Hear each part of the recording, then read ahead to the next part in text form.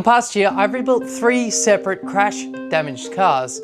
And right now, I have 1, 2, 3 ongoing projects in the garage with a 4th one on the way next week. Along with each project, I've made a bunch of mistakes, but as we get more and more of these things, I'm starting to get better at it. But I wasn't at the start. So today, we're going over 5 mistakes I've learned from rebuilding cars. The first mistake I made is overpaying for cars because I got way too attached to them. Just like this. And really, it's not just this motorbike, it's the Gixxer too.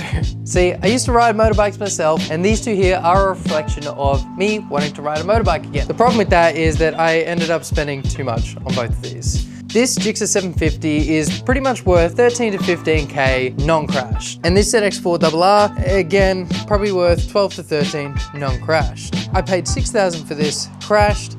I paid 7,000 for that crashed. With the fairings on the bikes costing $1,000 each, we bump up that price by $1,000, add an extra $250 each for delivery, and then you start adding the little things like the clutch lever, this engine cover, foot peg, and tail indicators. And on top of those costs, you need to factor in that these are gonna be worth less than a clean titled counterpart. I turned around and went, yeah, I haven't left myself a lot of wiggle room with these. Don't get me wrong, it's not the worst thing on these bikes. You should be able to get out of them for what I've got into them. But if you don't know, this whole channel's goal is to rebuild cars all the way up until we get a supercar. We're not gonna get there by buying things that we're not making any profit on. It's also not the first time I've done it.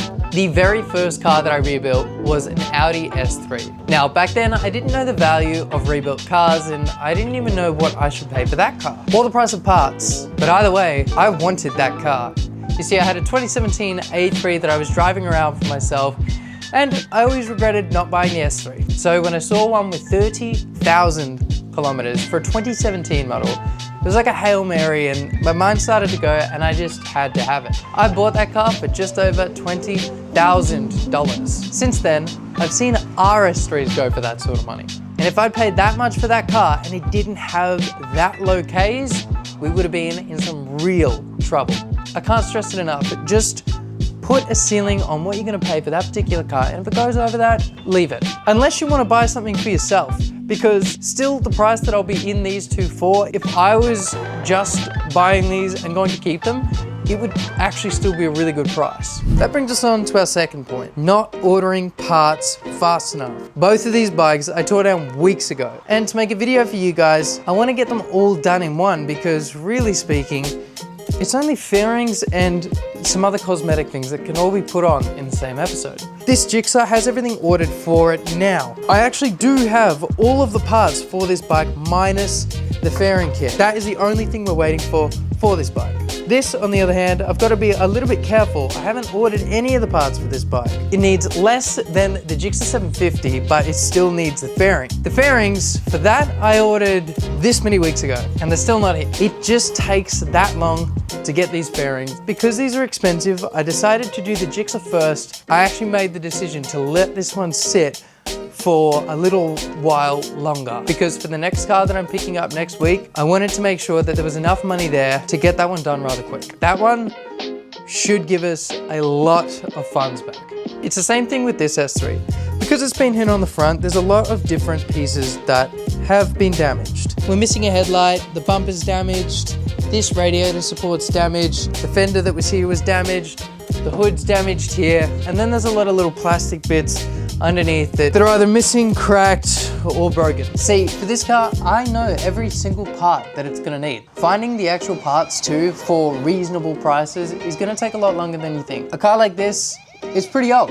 And yeah, there are a lot of S3s and A3s of this generation that are floating around. But how many of them are white? See, if I don't buy a white one, I'm gonna have to paint it. Third mistake is putting all of your money in one car. I've learned that when you're buying these crash damaged cars, it usually takes you a little bit longer to repair them than you originally think, especially if you're in Australia and you have to go through these checks. Literally, sometimes that alone can push things months out. That Gixxer is literally gonna take, I booked it about a week or two ago and it's still a month off. Crazy times. The Range Rover was the first car that I actually bought with the intention of making some money from it. And my budget at the time got dangerously close to spending all my money on rebuilding that one car. I only made $2,000 from that car. It wasn't crazy, I'm still learning. But the wavy check, it pushed things back. It meant that I had less content to make videos on, which is my whole goal, making videos. And it tied up my money for longer than it should have been. Not only that, these cars with crash damage history, or in the Range Rover's case, flood damage history, they take longer to sell. It's a much nicher market. So what I've learned now is to manage your budget accordingly. And that's why right now we've got 3 projects at once with another one coming next week. This next one's an important one. And I'm gonna use the corner of the S3 to demonstrate exactly what I mean. The next point is taking on projects that are beyond your understanding. For me, that lesson was learned through the Range Rover. If you know anything about Range Rovers, you probably know they're notoriously unreliable. They have very complicated engines. I understand how an engine works, and I've been able to fix some of my own engine problems in the past on much simpler cars. But an engine like that, when you're buying a crash damaged car, you don't know if it's gonna run or not. That car, I had no idea if it was gonna run. Not only that, it could have run and had an undiagnosed engine problem. If that was the case, I could have been put in a position where I'm well out of my depth with my own mechanical knowledge. I would have needed help, which is gonna cost more, and I would have essentially been stuck. Even the flood damage on that car, there was a lot of electrical problems, and very, very luckily, I was able to sort them all out myself and actually fault find and figure out what was wrong. But by far the most common bit of damage people get into, and then it's just way out of their depths, is quarter panel damage. This one, I'm gonna recommend you avoid. So this corner of the car is the quarter panel.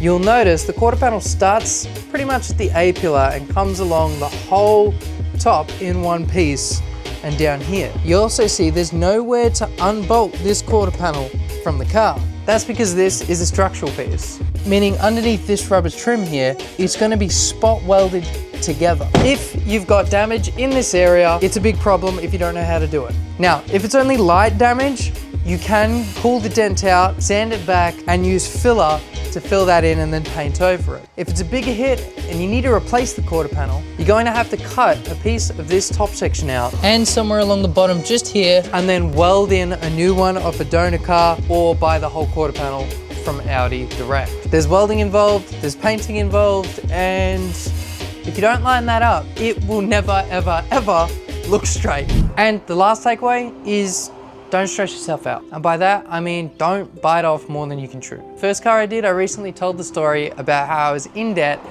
and then I took out more debt to be able to finance the car. And it created a situation where I spent a year saving up for the parts for the car. That entire 6 months to a year, I had no money for myself. It was a shit situation. I bit off more than I could chew. Although it turned out in the end, it didn't have to be that way. I could have sorted out my financial situation first before attempting something like this. And I can tell you from my own experience, because all of these I paid for in cash. It is such a good feeling to know that I own this. The bank doesn't own it, I do. Same as that one and same as that one. Let me know in the comments if you've thought about doing something like this yourself. It's been a few weeks since I've done any rebuild stuff, but I promise you next week's video is gonna be a rebuild on the newest car that we're picking up next week. I'm super excited. We're going back to Melbourne, back to my hometown. Make sure you subscribe, like the video, turn on bell notifications so you don't miss the next video, and I will see you in the next one.